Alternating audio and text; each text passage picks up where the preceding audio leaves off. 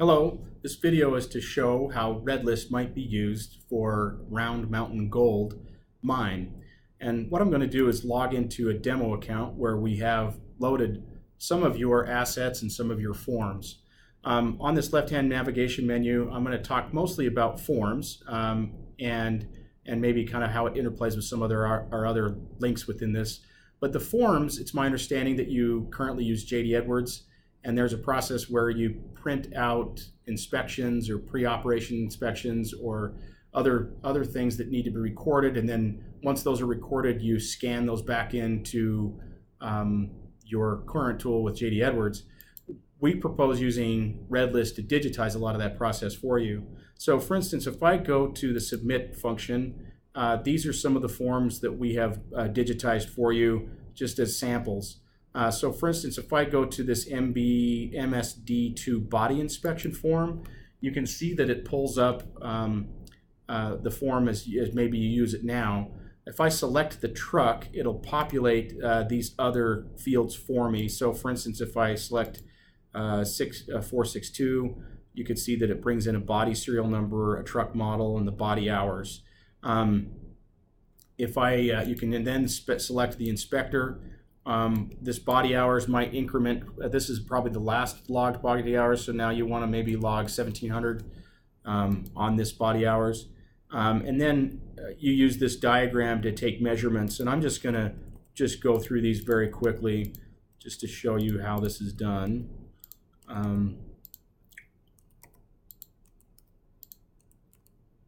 The right side body measurements.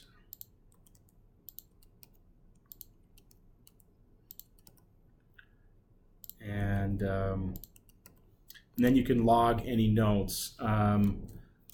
Dent on left side is significant. So maybe you want to log some information. You can now hit submit, and that is logged in our system for safekeeping. So for instance, if I wanted to go to the forms and look at the entries that have been submitted, I can actually pull up that body inspection, and I can look at the last, let's say I want to look at the last 365 days, the last year. You can see that this, this is the inspection that I did just recently. I can actually pull up the PDF version of that. I mean, should you want to pull the PDF, but again, it's not necessary as we've logged all this digitally. That you can now use later. So on this forms menu, I've shown you both how to submit a form and view entries. Let me show the creation, and this is really the genius of our platform. I'm going to select from here this shovel inspection because it has a little more logic built in. Just to show you kind of how the genius of our form and how we build these forms. If I edit any of these fields, like for instance the boom hydraulic assembly, this question, first of all, you specify what kind of question it is, either a drop down or a radio button. In this case, we have a selection button, which is just an easy pass, fail, or okay, or needs attention, something of that nature. But the genius is really with these logic buttons. So for instance, we do have a work order logic that's built into this. So let me click into that and show you how it works. You can select always or when or never, but in this case we'll select when. Question 3, which is the question that we're on, needs attention. You can toggle whichever button it needs to be selected. Then the result of that is to create a new work order, require a work order description. You can specify how many days it's due. Maybe this can wait for 7 days. Specify the person who's responsible. Let's pick on Bowman, for instance. And maybe who Bowman's boss is and lead is, and then even specify is it normal priority or some other higher priority. And then you can click select done. So we've changed the logic of what happens. You can actually specify a notification. Maybe when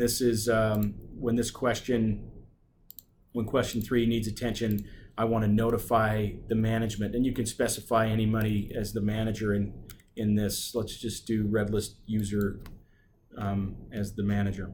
So you can send an email or a text or whatever. You can get them notified in several different ways. So anyway, that's the logic of how our forms actually interplays with the other suites within our form, our tool, including the reliability. These work orders will happen to fall into the reliability suite. Now that I'm on the topic of the reliability suite, this is where you'll actually build your preventative maintenance schedules. So if I click into View Tasks, this pulls up an entire list of tasks that are to be performed on some sort of a cadence, and that cadence could be, every 500 hours of the equipment, or it could be every 3 months, or any preventative maintenance schedule or cadence that you can dream up. Once you've viewed the tasks, you can actually decide if you want to do a mass edit or change something. You're able to do that by selecting any of these drop downs and filtering.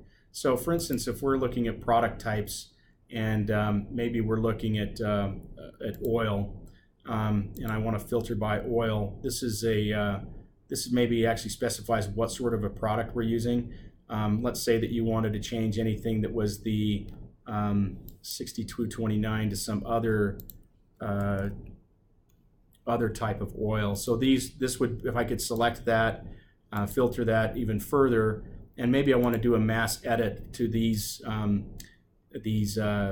items, and with that mass edit, you can specify what product you're going to use instead. So maybe you select a different product from this list that you'd use instead of the oil that you're using currently.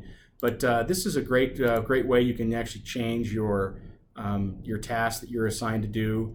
These are the preventative maintenance tasks. You can mass edit these. You can put all these in a specific route, and that way, if you want to do all your grease fittings at the same time, or then you can do that. Your oilers could be sent out to do all the greasing, or with the same product type, or however you want to arrange your preventative maintenance.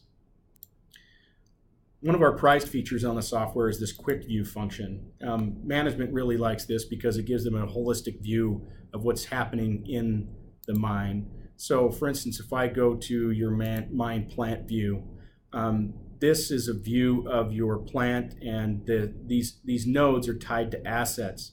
So I'm going to go into the live view, and this is a demo account, so we have a lot of overdue tasks, but let's say that I wanted to click on any one of these nodes. If I click on a node, it'll bring up the subcomponents of a node, or the components of that asset. This particular asset is a Warman agitator. If I click on one of these, it'll bring up a larger view.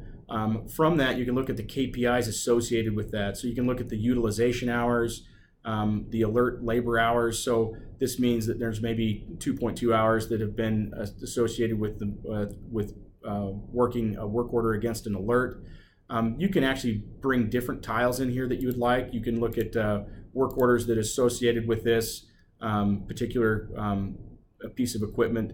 You can even look at oil samples. So the last time that the oil sampled, these can be fed in there, and you have a digitized log of the oil analysis for this particular unit. So it's a much cleaner way than just having those oil samples all on a separate repository, to have them linked to the specific asset. Let's say that on this particular piece of equipment, I want to actually complete one of the work orders. I'm going to select this gearbox and say that I've completed this. Once I pull this up, it specifies how long it should have taken. It says 5 minutes. I'm going to say that it actually took me 10 minutes. Our software starts to log how many labor hours are performed against that piece of equipment, and it'll log that, and that kind of aggregates into the overall cost of that piece of equipment. Also, right now it shows that we've used some sort of an oil and how many ounces we've used. Perhaps we've used more, and you want to increment that to 5 ounces instead of the 2.5 that it initially had. This way we kind of keep an inventory of your oils as well, and we can have reorder points when you reach a certain threshold of inventory in that particular oil. So once I check that, I can sign it and complete that, and then that work order is now completed, and the PM for that piece of equipment is completed. Thanks for watching. If there's any questions, then obviously reach out to someone here at Redlist. We'd be happy to field those questions. We also might create a few other videos that are relevant to your mine and show you other functions and features of our software.